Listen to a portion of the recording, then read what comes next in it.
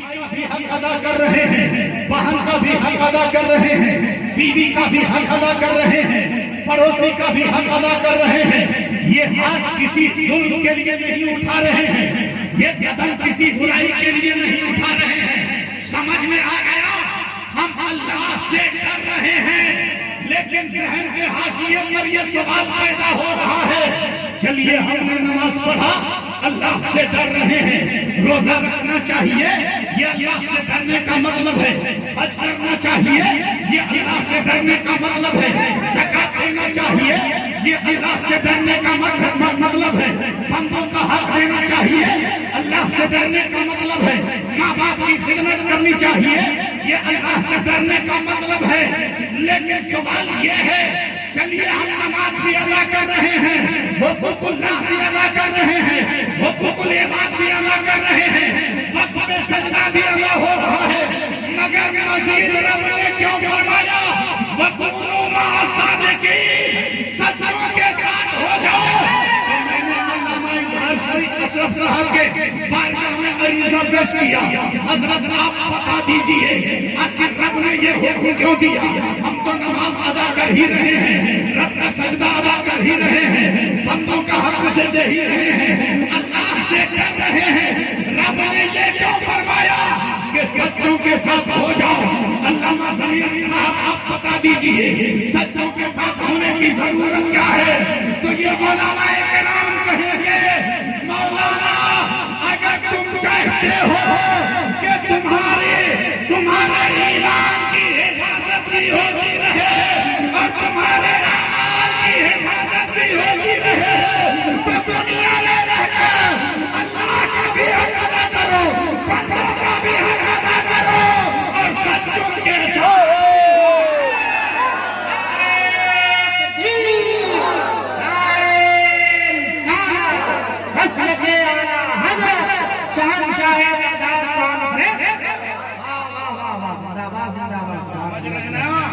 ساتھ چاہتے ہیں کہ ہماری نماز بھی بچتی رہے، ہمارا سجدہ بھی بچتا رہے، ہمارا رکوع بھی بچتا رہے، ہمارے اعمال بھی بچتے رہے، تو کیا کرنا پڑے گا؟ سچوں کے ساتھ ہونا پڑے گا۔ کس کے ساتھ؟ ارے بولیے، سچوں کے ساتھ ہونا پڑے گا۔ اب سوال یہ پیدا ہوتا ہے، سچے لوگوں کو ہم جانیں تب تو یہ سچے لوگ ہیں کون؟ یہ اچھے لوگ ہیں کون؟ یہ کون سی جماعت کے لوگ ہیں جس کا رب ہمیں حکم دے رہا ہے کہ اس کی صحبت اختیار کرو، اس کے ساتھ ہو جاؤ؟ تو میں نے علامہ ضمیر الدین زمزم صاحب سے، علامہ رضا رونق صاحب سے پوچھا کہ آپ لوگ بتا دیجئے، تو انہوں نے کہا مولانا سب سے بڑی کتاب قرآن، پیار سے بولیے، سب سے بڑی کتاب قرآن مجید ہے۔ آپ قرآن ہی سے پوچھ لیجئے، اے قرآن سچے لوگ کون ہیں؟ تو قرآن دوسری جگہ میں سچے لوگوں کی تعریف کرتا ہے اور بتاتا ہے اولئک انعم اللہ من النبیین والصدیقین والشہداء والصالحین، سچے لوگ وہ ہیں جن پر اللہ کا انعام ہے، سچے لوگ وہ ہیں جن پر اللہ کا انعام ہے۔ اللہ کا انعام جن پر ہے تو آپ سورہ فاتحہ پڑھتے ہیں اور پانچوں وقت یہ دعا کرتے ہیں، اللہم اہدنا الصراط المستقیم، اے مولا ہمیں سیدھے راستے پہ چلا، سچے راستے پہ چلا، راستہ ان کا صراط الذین انعمت علیہم، راستہ ان کا جن پر تم نے انعام کیا ہے۔ معلوم یہیں سے ہوا اللہ کا جن پر انعام ہے وہی سیدھا راستہ ہے، اللہ کا جن پر انعام ہے وہی سچے لوگ ہیں۔ اب سچے لوگ ہیں کون؟ سچے لوگ ہیں کون؟ وہ نبیوں کی جماعت ہے، وہ صدیقین کی جماعت ہے، وہ صالحین کی جماعت ہے، وہ شہداء کی جماعت ہے۔ اور عام لفظوں میں سمجھا جایا جائے تو یوں سمجھو، وہ صدیق اکبر کی ذات ہے، وہ فاروق اعظم کی ذات ہے، وہ عثمان غنی کی ذات ہے، وہ مولا علی کی ذات ہے، وہ صحابہ کرام کی ذات ہے۔ اور عام لفظوں میں اگر سمجھنا چاہتے ہو تو یوں سمجھو، وہ حسین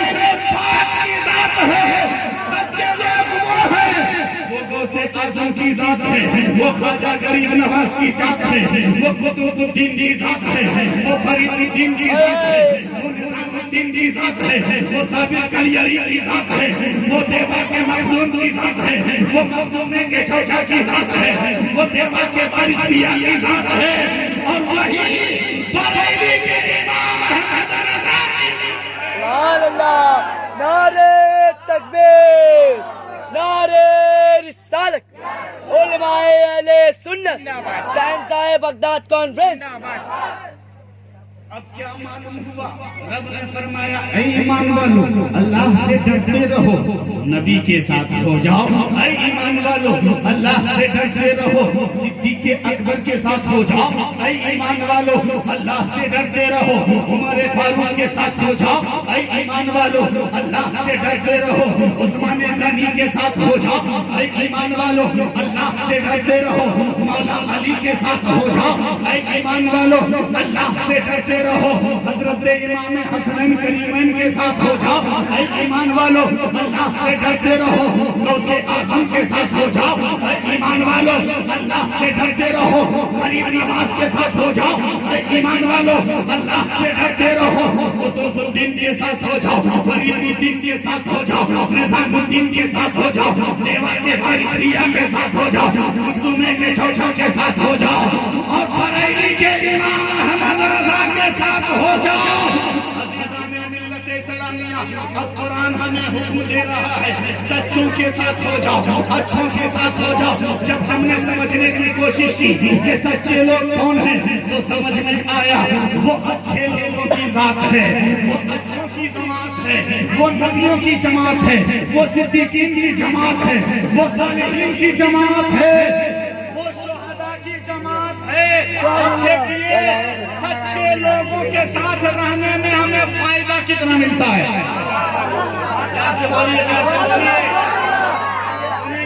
سنیں گے محبت سے آپ لوگ بھی بولیے نا، پیار سے سبحان اللہ، اور محبت سے بولیے سبحان اللہ۔ کشمیر کی حسین وادی ہے، انگریزوں کا زمانہ ہے، سبحان اللہ۔ اس وقت تن کے گورے من کے کالے کشمیر کی حسین وادی میں آ کر کے مسلمانوں کے دلوں سے عشق مصطفیٰ نکال رہے تھے، اور مسلمانوں کو اپنے مذہب میں داخل کر رہے تھے۔ تنظیم کی بنیاد پر، تحریک کی بنیاد پر وہ تن کے گورے من کے کالے اپنے مشن سے کامیاب تھے۔ یہی وجہ ہے کہ علماء کہتے رہتے ہیں اگر تم چاہتے ہو دنیا میں بھی کامیابی ملے اور آخرت میں بھی کامیابی ملے تو تم اولیاء کا بھی دامن مضبوطی سے تھام لو اور علماء کا بھی دامن مضبوطی سے تھام لو۔ سبحان اللہ۔ ایک ہاتھ میں اولیاء کا دامن ہو تو تمہارے دوسرے ہاتھ میں علماء حق کا دامن ہو۔ یہ اسلام کی آسانی سے حق تک نہیں پہنچا، بڑی بڑی مشقتوں کے بعد مکہ کی حسین وادی سے، مدینہ کی حسین گھاٹی سے ہم تک پہنچا ہے۔ مسلمانوں ذرا ذہن کو قریب کرو، جب تن کے گورے من کے کالوں نے تحریک کی بنیاد پر لوگوں کے دلوں کو اپنے طرف پھیرنا چاہا، مذہب کا دل کرنا چاہا، علماء حق کو خبر ہوئی کہ کچھ تن کے گورے من کے کالے کشمیر کی حسین وادی میں مسلمانوں کو بھڑکا رہے ہیں، مسلمانوں کے دلوں سے عشق مصطفی کے چراغ کو بجھا دینا چاہتے ہیں۔ علماء کی جماعت بنی اور چند علماء کشمیر کے حسین وادی میں پہنچے۔ یہاں سے بولیے اٹھائیے، جھٹنی آ رہی ہے اس کو، پیچھے پیچھے ابھی تو کنارا لگایا سنو، پیار سے بولو سبحان اللہ۔ ہم اپنی کمر چاہ رہے ہیں ادھر کر کے، سمجھ رہے ہیں؟ سنیے، پیار سے بولیے محبت سے سبحان اللہ۔ नारा लगेगा। तो उलमा कश्मीर के हसीन वादी में पहुंचे और ये इन लोगों के तरह नहीं थे जो नगर नगर डगर डगर फिर करके तबलीग किया करते हैं और वो हकीकत में तबलीग नहीं करते, खिदमत इस्लाम नहीं करते हैं, बल्कि लोगों को गुमराह करते हैं। नमाज के हाल में, कलमे के हाल में लोगों को भड़काने की कोशिश करते हैं। कल तक जो या गौस का नारा लगा रहा था, एक बार चिल्लाने गया नहीं, या गौस का नारा भूल गया। उसके नजदीक या गौस कहना शिर्क बिदअत हो गया, फातिहा करना शिर्क बिदअत हो गया। अरे जिस तरह से हमारे उलमा ने और बुजुर्गों ने इस्लाम फैलाया है, सुभान अल्लाह। अबे निकलना बे, इस्लाम को हम तक पहुंचाया है, ये लोग क्या करेंगे? अगर इनको इस्लाम की तबलीग ही करनी है तो किसी मंदिर में जाके करें, उन लोगों के पास जाके करें। हमारे बुजुर्गों ने तो उनको कलमा पढ़ाया है जैसे कलमा थे, और आज तुम कलमा पढ़ने वालों के पास जाकर के कलमा पढ़ाने की कोशिश करते हो। सोचने की बात है, समझने की बात है। जब उलमा पहुंचे और अपना काम करना शुरू किया, लोगों को इस्लाम की हक़ानियत दिखाना शुरू किया, लोगों के सामने इस्लाम का सही चेहरा पेश किया, तो मुसलमान फिर अपने मजहब पर लौटते नजर आए। सुभान अल्लाह। कुछ उलमा आए हुए हैं जो अपने मिशन को फेल कर रहे हैं, हमारे मिशन को कामयाब नहीं होने दे रहे हैं, मुसलमानों को अपने तरफ खींच रहे हैं। तो उन उलमा कराम को पकड़ लिया जाता है और अदालत में पेश किया जाता है। हाकिम को ये खबर दी जाती है कि आपसे जो हो सके आप उसके हक में फांसी की सजा सुना दीजिए। तो कहा उसके लिए सबूत चाहिए। आपके पास अगर कोई दलील है तो दलील लाइए, सबूत है तो सबूत लाइए। तो ईसाइयों ने कहा था कि फैसला सुनाना आपका काम है, सबूत देना हमारा काम है। कहा कौन सी सबूत है तेरे पास? तो उन ईसाइयों ने कहा था इन नबी के कलमा पढ़ने वालों के पैगंबर की एक हदीस है, नबी की हदीस है, उलमाओ बनी इस्राइल उलमाओ का उम्मती बनी इस्राइल, उलमा मेरी उम्मत के उलमा बनी इस्राइल के अंबिया की तरह हैं। उलमा उम्मती का अंबिया बनी इस्राइल, मेरी उम्मत के उलमा बनी इस्राइल के अंबिया की तरह हैं। तो उन्होंने एक बात रखी कि बनी इस्राइल के अंबिया जो होते थे वो मुर्दों को जिंदा कर दिया गया। सुभान अल्लाह। हज़रत ईसा अलैहिस्सलाम मुर्दों को जिंदा कर दिया करते थे। इन उलमा कराम से पूछिए, इनके नबी की हदीस है कि अगर इनके नबी की हदीस है कि मेरी उम्मत के उलमा बनी इस्राइल के अंबिया की तरह हैं, तो ये भी मुर्दों को जिंदा कर, सुभान अल्लाह, तब हम मानेंगे। और ये हरगिज नहीं करके दिखाएंगे। फैसला आप सुना दीजिए, इनको फांसी की सजा सुना दीजिए। उलमा कराम को पकड़ के अदालत में पेश कर दिया जाता है। अब जज उससे पूछ रहा है आप नबी की उम्मत हैं? कहा हाँ नबी की उम्मत है। कहा ये हदीस तुम्हारे नबी की है कि मेरी उम्मत के उलमा बनी इस्राइल के अंबिया की तरह है? उलमा कराम ने कहा हाँ ये मेरे पैगंबर की हदीस है, ये नबियों के नबी की हदीस है, ये रसूलों के इमाम की हदीस है। कहा जब आपके नबी की हदीस है तो मेरे नबी मुर्दों को जिंदा कर दिया करते थे, तुम बनी इस्राइल के अंबिया की तरह हैं, तो फिर तुम भी मुर्दों को जिंदा करके दिखाओ। और अगर नहीं कर पाते हो तो फिर इस हदीस को झुठलाना होगा और सामने ये कहना पड़ेगा हमारा इस्लाम भी झूठा है, हमारे नबी भी माज़अल्लाह झूठे हैं, नबी की हदीस भी झूठी है, नबी ने जो कुरान लाया वो कुरान भी झूठा है।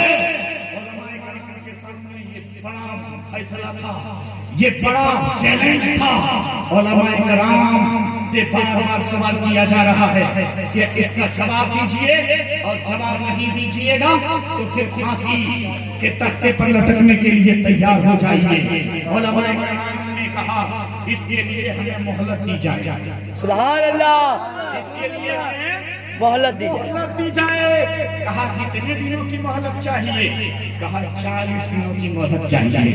40 دنوں کی جب مہلت دی گئی، اللہ اکبر، علماء اکرام کو جیل کے سلاخوں میں ڈال دیا گیا۔ کہا 40 دن آپ کو مہلت دی جاتی ہے، مردے کو زندہ کر کے دکھا دیے گا تب تو ٹھیک ہے، ورنہ پھر پھانسی کے تختے پہ لٹکنا ہوگا۔ اب یہ علماء اکرام ہیں، گئے ہیں جیل کے سلاخوں میں ہیں، رات بھی گزر نہیں رہی ہے، رات گزرتی ہے مگر سمجھ میں نہیں آتا، دن کیسے کٹتا ہے سمجھ میں نہیں آتا۔ رب کی بارگاہ میں سارے لوگ جھکے ہوئے ہیں، رب کی بارگاہ میں فریاد کر رہے ہیں، اے مولا یہ تیرے محبوب کے مذہب کا معاملہ ہے، مذہب اسلام کا معاملہ ہے، تیرے محبوب کا معاملہ ہے، اے مولا یہ تیرے محبوب کی عزت کا معاملہ ہے، تیرے محبوب کی عظمت کا معاملہ ہے۔ اے مولا اگر ہماری ذات کا معاملہ ہوتا تو کوئی بات نہیں ہوتی، اس لیے کسی ایسے کو بھیج دیا جائے جو مردے کو زندہ کر دے اور لوگوں کے سامنے صحیح چہرہ پیش کر دے۔ عزیزان ملت اسلامیہ، علماء کرام دعا کر رہے ہیں اور نبی کی بارگاہ میں بھی استغاثہ پیش کر رہے ہیں، یا رسول اللہ علیہ السلام انظر حالنا، یا رسول اللہ ہماری حالت کو دیکھیے، یا رسول اللہ ہم پر نظر کرم فرمائیے، یہ آپ کے دین کا معاملہ ہے، یا رسول اللہ کسی ایسے کو بھیج دیا جائے جو ہماری مدد کرے۔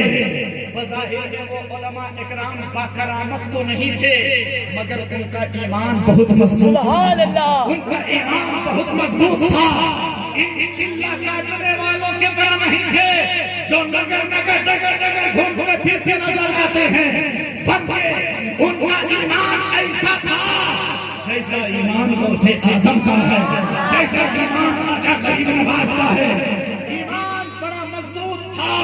رب کی بارگاہ میں التجا کرتے رہے، مصطفیٰ کی بارگاہ میں فریاد پیش کرتے رہے۔ 40 دن کی مدت گزر گئی، جیسے ہی گزری ہے پھر علماء کرام کو عدالت میں پیش کیا جاتا ہے۔